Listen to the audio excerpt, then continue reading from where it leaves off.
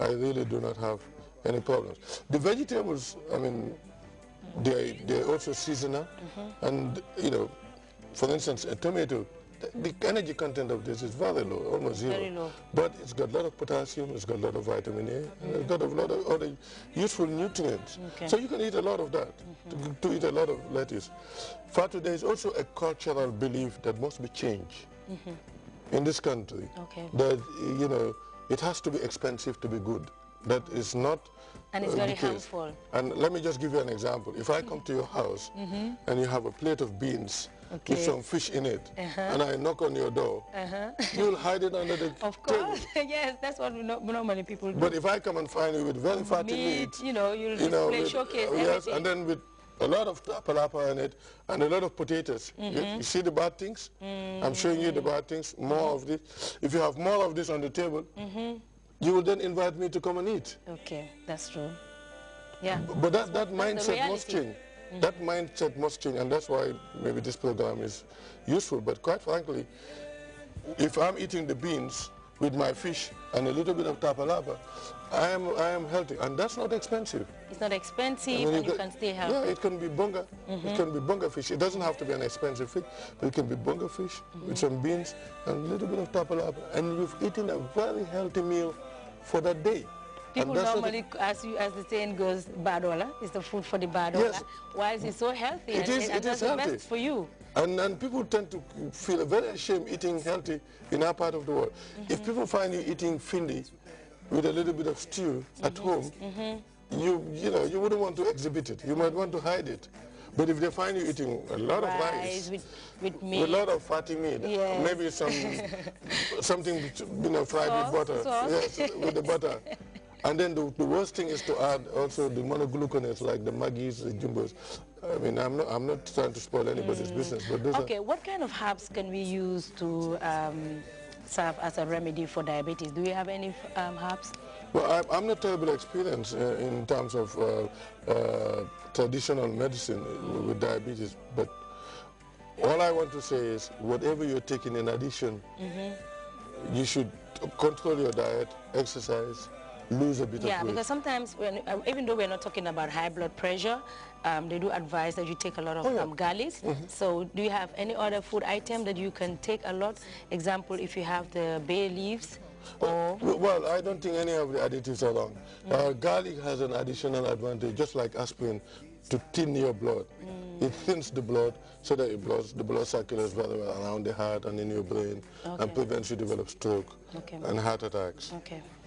But I think what has happened is people prefer to nowadays, because of modernization and also an increase in earnings, economic growth, and urbanization. People don't walk anymore because there are cars, there are taxis, and there are the bike cars as well. So people find it extremely easy to travel by bus. They put on a lot of weight and then eat the wrong things. There are two wrong things that they do. They don't exercise, but they don't stick to the traditional diets. They actually go and eat the wrong food. They think that's the best for them. You can be very liberal. You can be very liberal with the amount of fruits and vegetables that you eat. You can eat it in abundance. Lettuce is in season. This is such a good product. So I would eat heaps of it. Okay. I mean, and you go scot-free. Nothing happens to you, quite frankly. Okay. My take-home message in this program is that your final. you look at the food pyramid. Okay. I would advocate to go and have more of what is at the bottom of the table, the fruits and the vegetable, the fish, the beans and the brown bread, if you can afford it. Yes. And then you can eat rice. If you don't have the brown bread, as you mentioned, if you're supposed to take full tapalapa, you can just take quarter. A quarter of a tapalapa. Okay. Yes, and then exercise. A lot. A lot. Then you have your starch. We have the findi. You have the findi. I would recommend in our locality to eat more of findi and cherry.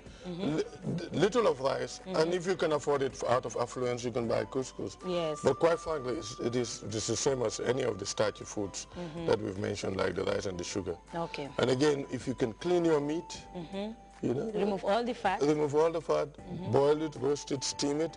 It will be better than frying it. Because if you fry it, you're adding insult to injury. Okay. What I mean is you're adding more fat to fat. Okay. And if you do it with butter, butter and saturated fats are all the same. They're all animal fat. Okay. Yeah. All right. Okay. Thank you very much, Dr. Aliu Gay. Thanks for coming to the breakfast show. Physician, diabetologist, president of Gambia Diabetes Association, and also vice president of International Diabetes Federation, IDF, with headquarters in Brussels. That's all we have for you in this health segment, but still stay tuned for the rest of our programs.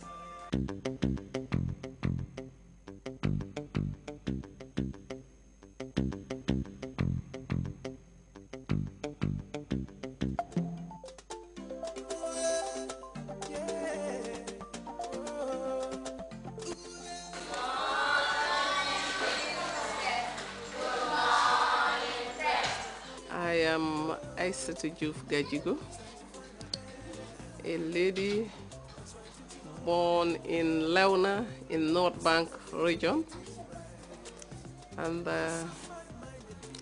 I started my education in Njongon village.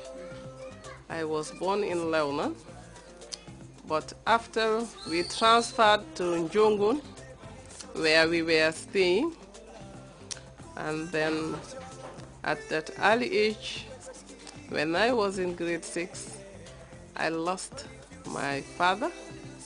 My father passed away, and my mother was taking care of me with my sisters and my brothers. I was the only one who was educated at that age, because as you know, in the rural areas, they would say educating the girl is useless. The woman's place is in the kitchen or do domestic work, or you will get married at a very early age. But with me, I loved education, and I had to force myself to go to school.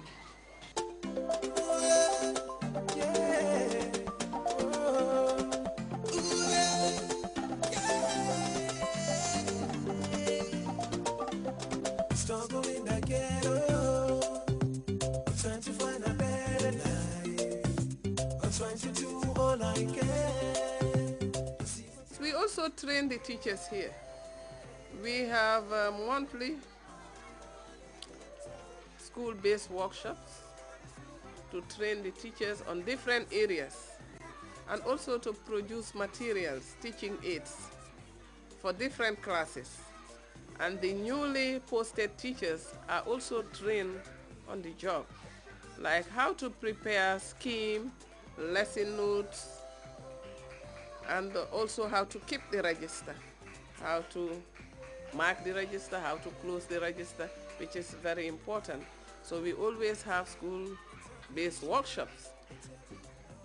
I have been going to schools, developing schools, but I would say the most underdeveloped school was Santiago Sule Joblo, a basic school. Compared to now, that Santiago, if not one of the best, but the best school, the best lower basic school in the country.